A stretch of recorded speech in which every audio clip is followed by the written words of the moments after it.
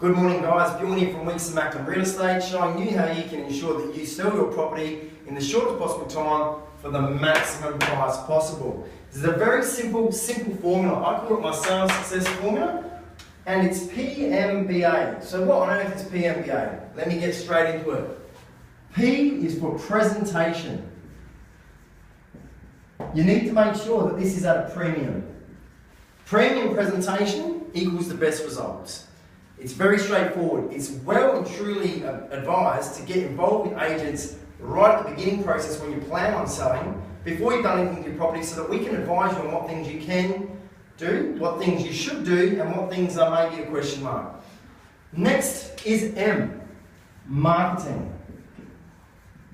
This is very important.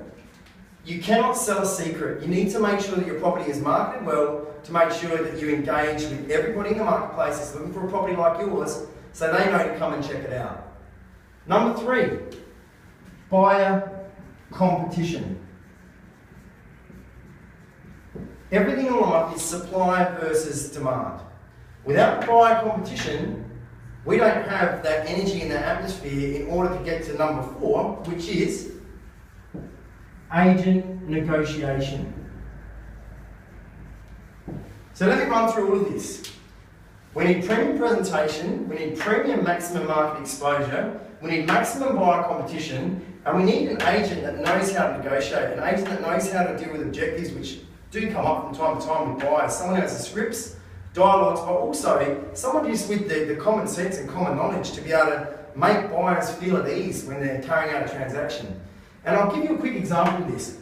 Let's say, for example, we've got a property in the asking range is 400 to 420. And often buyers will come in and go, what's the lowest price? Now, some agents will end up going, well, 400,000, but if you give me an offer around 390, I'll give it a try. That is not how you negotiate. The worst thing you can do. Another agent might say, well, I've personally appraised this property at above that $400,000 figure, and I may have actually under-assessed it because it's been very popular in the marketplace. I've actually got multiple people interested in this property. So the question you should be asking yourself is not necessarily what's the absolute lowest price you can buy this property for, but how do you as a buyer make sure that you secure this property over somebody else? And what I'll tell you to do is to make sure that when you make me an offer on this property, because there are other parties interested, that you give me your best and final offer. A figure that were the owners to say no to you, you wouldn't get upset with myself for not giving you a chance, but more importantly, you wouldn't get upset with yourself for missing out over the sake of a few $1,000s. So whatever that maximum price is that you're willing to pay, it's not a question of if this property is going to sell, it's a question of who it's going to sell to. If you want to put yourself in the driver's seat, make sure that you give me your best and highest final figure, because you may not get a second chance.